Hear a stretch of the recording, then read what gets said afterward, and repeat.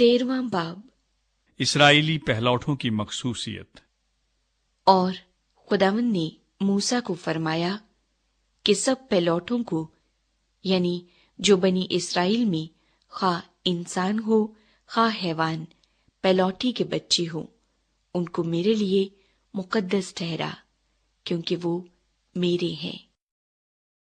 بے خمیری روٹی کی عید۔ اور موسیٰ نے لوگوں سے کہا کہ تم اس دن کو یاد رکھنا جس میں تم مصر سے جو غلامی کا گھر ہے نکلے، کیونکہ خداوند اپنے زور بازو سے تم کو وہاں سے نکال لایا۔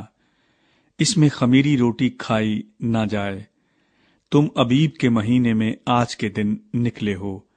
سو جب خداوند تجھ کو کنانیوں اور ہتیوں اور اموریوں اور حویوں اور یبوسیوں کے ملک میں پہنچا دے، جسے تجھ کو دینے کی قسم اس نے تیرے باپ دادا سے کھائی تھی، اور جس میں دودھ اور شہد بہتا ہے، تو اسی مہینے میں یہ عبادت کیا کرنا۔ 7 دن تک تو بے خمیری روٹی کھانا، اور 7ویں دن خداوند کی عید منانا۔ بے خمیری روٹی 7 دن کھائی جائے، اور خمیری روٹی تیرے پاس دکھائی بھی نہ دے، اور نہ تیرے ملک کی حدود میں کہیں کچھ خمیر نظر آئے۔ اور تو اس روز اپنے بیٹے کو یہ بتانا کہ اس دن کو میں اس کام کے سبب سے مانتا ہوں جو خداوند نے میرے لیے اس وقت کیا جب میں ملک مصر سے نکلا، اور یہی تیرے پاس گویا تیرے ہاتھ میں ایک نشان اور تیری دونوں آنکھوں کے سامنے ایک یادگار ٹھہرے، تاکہ خداوند کی شریعت تیری زبان پر ہو، کیونکہ خداوند نے تجھ کو اپنے زور بازو سے ملک مصر سے نکالا۔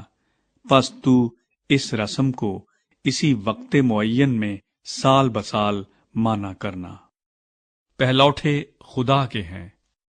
اور جب خداوند اس قسم کے مطابق جو اس نے تجھ سے اور تیرے باپ دادا سے کھائی، تجھ کو کنانیوں کے ملک میں پہنچا کر وہ ملک تجھ کو دے دے، تو پہلوٹی کے بچوں کو اور جانوروں کے پہلوٹوں کو خداوند کے لیے الگ کر دینا۔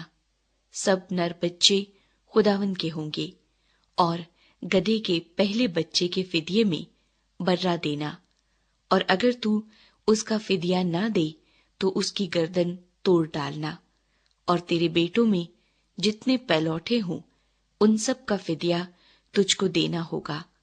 اور جب آئندہ زمانے میں تیرا بیٹا تجھ سے سوال کرے کہ یہ کیا ہے، تو اسے یہ جواب دینا کہ خداوند ہم کو مصر سے جو غلامی کا گھر ہے بزور بازو نکال لایا، اور جب فرعون نے ہم کو جانے دینا نہ چاہا تو خداوند نے ملک مصر میں انسان اور حیوان دونوں کے پہلوٹے مار دیے۔ اس لیے میں جانوروں کے سب نر بچوں کو جو اپنی اپنی ماں کے رحم کو کھولتے ہیں خداوند کے آگے قربانی کرتا ہوں، لیکن اپنے بیٹوں کے سب پہلوٹوں کا فدیہ دیتا ہوں۔ اور یہ تیرے ہاتھ پر ایک نشان اور تیری پیشانی پر ٹیکوں کی مانند ہوں، کیونکہ خداوند اپنے زور بازو سے ہم کو مصر سے نکال لایا۔ بادل کا ستون اور آگ کا ستون۔ اور جب فرعون نے ان لوگوں کو جانے کی اجازت دے دی تو خدا ان کو فلسطینیوں کے ملک کے راستے سے نہیں لے گیا، اگرچہ ادھر سے نزدیک پڑتا، کیونکہ خدا نے کہا ایسا نہ ہو کہ یہ لوگ لڑائی بھڑائی دیکھ کر پچھتانے لگیں اور مصر کو لوٹ جائیں، بلکہ خدا ان کو چکر کھلا کر بحر کلزم کے بیابان کے راستے سے لے گیا، اور بنی اسرائیل ملک مصر سے مسلح نکلے تھے۔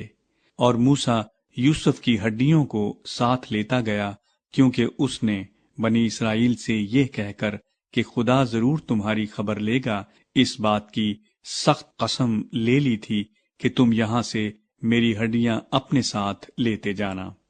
اور انہوں نے سکات سے کوچ کر کے بیابان کے کنارے ایتام میں ڈیرا کیا، اور خداوند ان کو دن کو راستہ دکھانے کے لیے بادل کے ستون میں اور رات کو روشنی دینے کے لیے آگ کے ستون میں ہو کر ان کے آگے آگے چلا کرتا تھا تاکہ وہ دن اور رات دونوں میں چل سکیں۔